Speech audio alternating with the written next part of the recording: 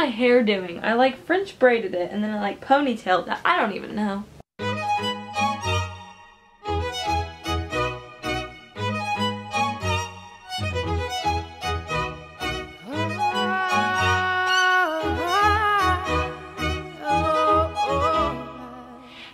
It's Mary Charlotte, and today I'm going to be filming a tips for starting a YouTube channel video.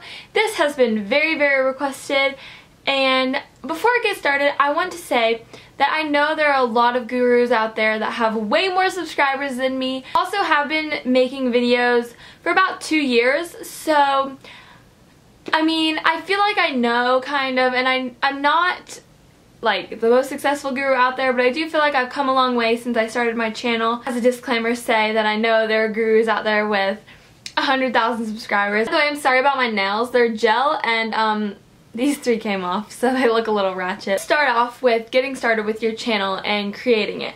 So you want to pick a username that you're not going to be ashamed of when you get older, because I know a lot of girls start their channel when they're maybe 12, 13, 14, and then by the time they're 17, 18, they're like, ooh, why did I pick this username? Quick tips for a good username.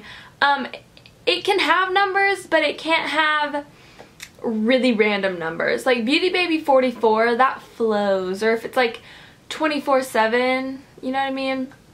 Something that's like catchy, not just like your birthday numbers, you know, because it's hard for people to remember that. There are definitely successful YouTubers that have had numbers in their usernames. I'm not saying that you can't put a number, but I would just be cautious in which numbers you pick with your name in it. That's the only thing I kind of regret about my username, is that it doesn't have my name.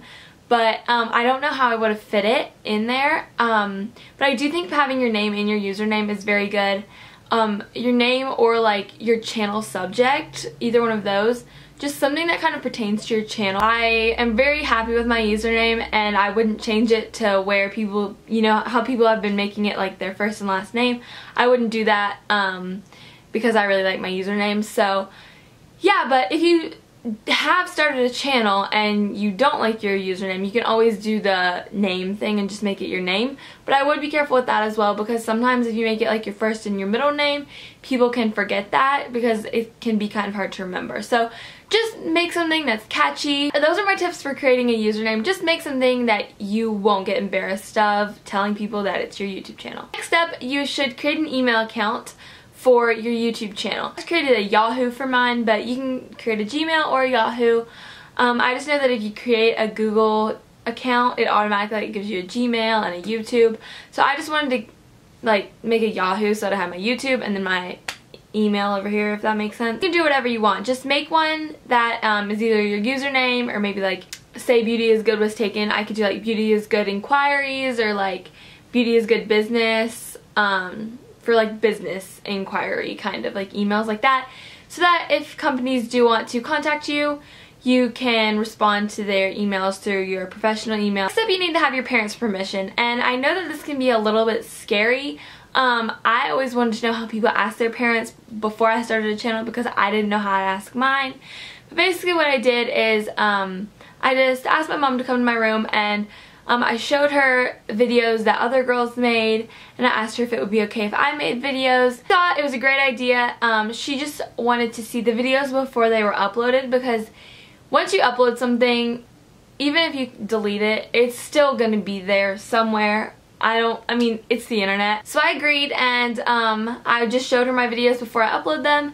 And I don't do that anymore, but I did when I first started. It can be kind of embarrassing having your mom watch your video, but it really is a good idea because she has a grasp on kind of like reality, if that makes sense. And if the video is really awkward or something, she might be like, you know, just try refilming it.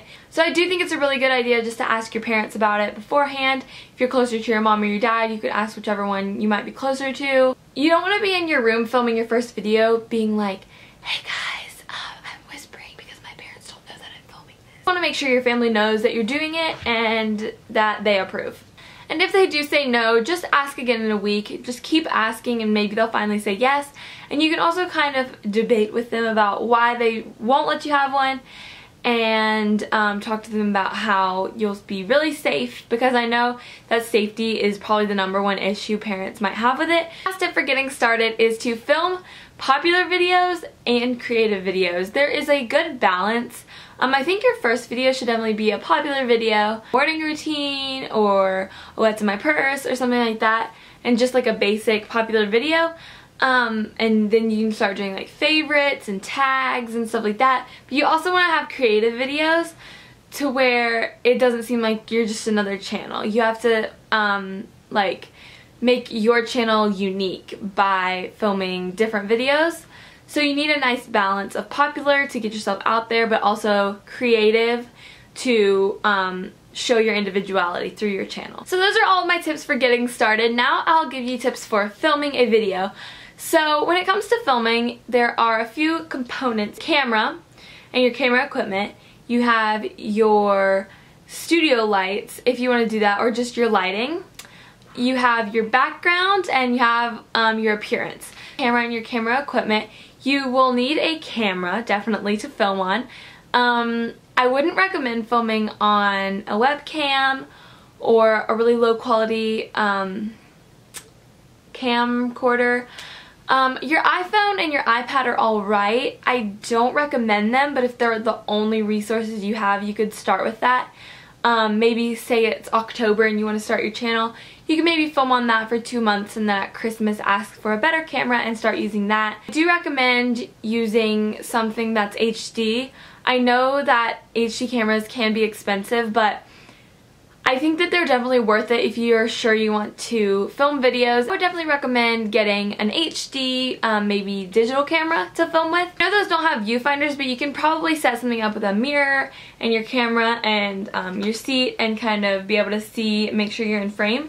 I started out with a JVC Everio camcorder, and it was HD. And it had a flip out screen, but it was just our family video camera. So just whatever you have around the house, use it. You'll also need to make sure you have your battery and your battery charger for your camera, but that's pretty self-explanatory.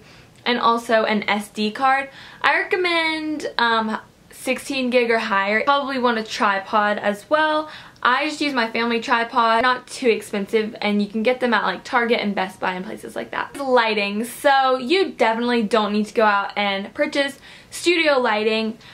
I did because I'm a student and I don't have a lot of time during the day normally to film, and so if I am going to film during the school week, it is definitely going to be after the sun has set.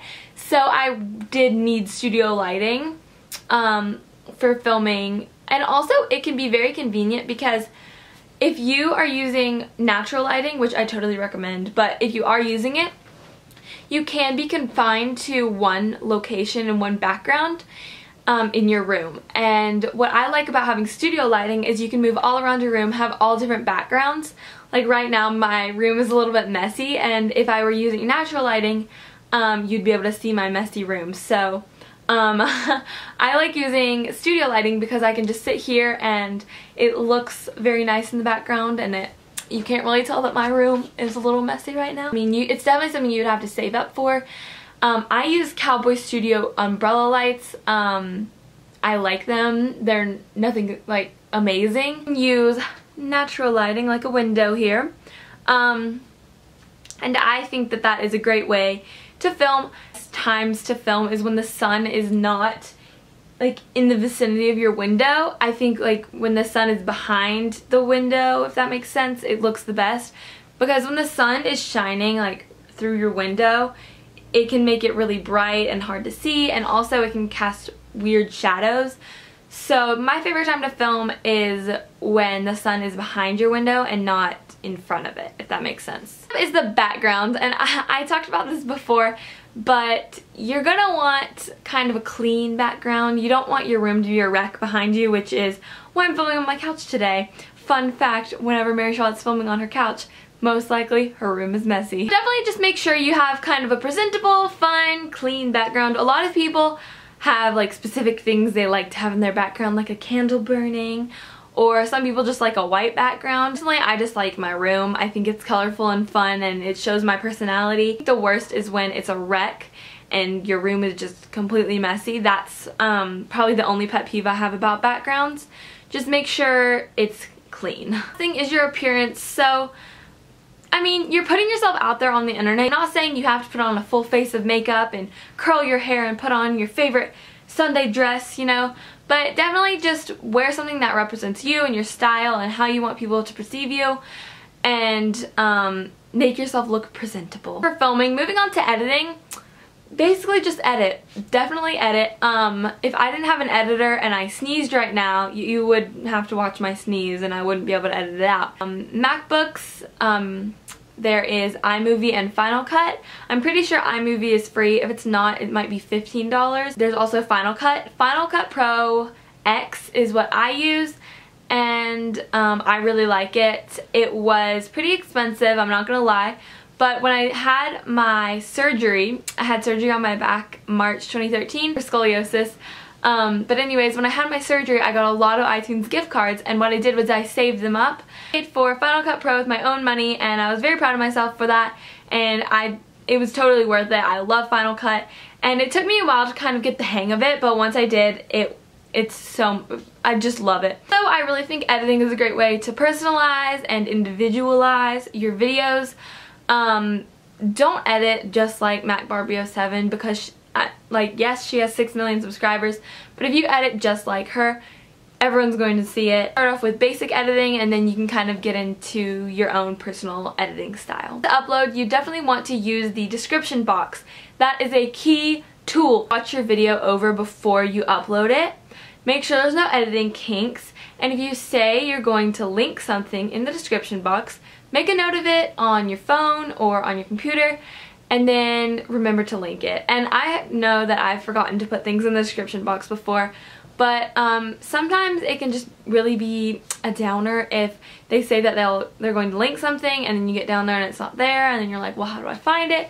So just try to watch your video before you upload it to make sure there's no editing kinks, or you said you were going to link something and you didn't, or anything like that. Or if you say that there's going to be an annotation right here, make sure that you put one here. Use your description box. It's there to help you, not to hurt you.